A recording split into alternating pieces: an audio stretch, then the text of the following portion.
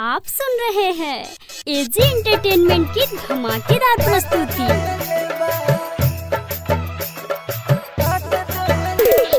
Music director DJ Kanchan Raj, Hajipur Vaishali. देखलस जे तोरा संगे दू चार हाथ देले बा, देखलस जे तोरा संगे दू चार हाथ देले बा, धके भाई तोर जिभिया हमर काट देले बा। देखलस जे तोरा संगे दू चार हाथ देले बा, धके भाई तोर जिभिया हमर काट देले बा।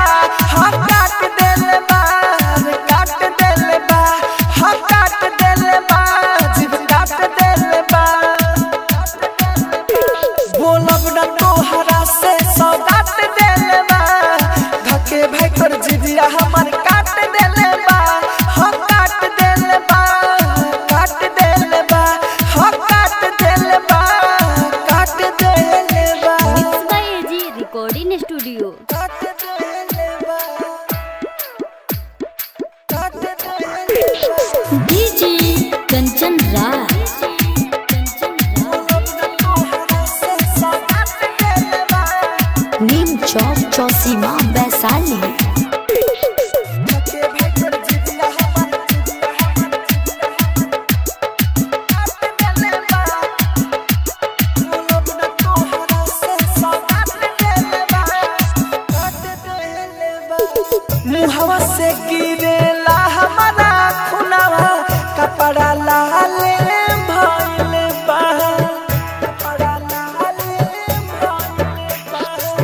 हमरा के नाही छोड़ी उ सुना, अब तक काले भइले बा, हमारा हाथवा के अंगूर दुनु छाट देले बा, हाथवा के अंगूर दुनु छाट देले बा, धके भाई तोर जिभिया हमर काट देले बा। देखलस जे तोरा संगे दू चार हाथ देले बा, धके भाई तोर जिभिया हमर काट देले बा। हाँ काट देले बा, काट देले बा, हाँ काट देले बा, काट देले बा। आप सुन रहे हैं एजी एंटरटेनमेंट की धमाकेदार प्रस्तुति। डीजे कंचन राज,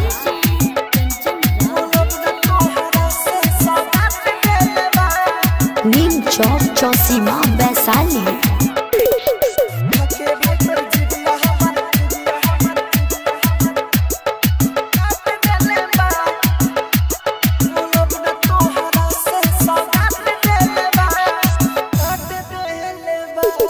राहुल राजा धानी प्यार बड़ी महंगा पड़ल हो, बड़ी महंगा पड़ल हो। हमारा अखिया में सुना पावे आंसुआ भरल हो,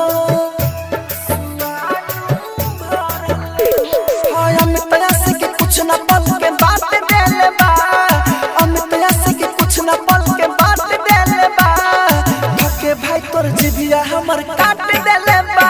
देखलस जे तोरा संगे दू चार हाथ देले बा, धके भाई तोर जिभिया हमर काट देले बा। हाँ काट देले बा, काट देले बा, हाँ काट देले बा, काट देले बा। एजी रिकॉर्डिंग स्टूडियो रोशनपुर सपहा।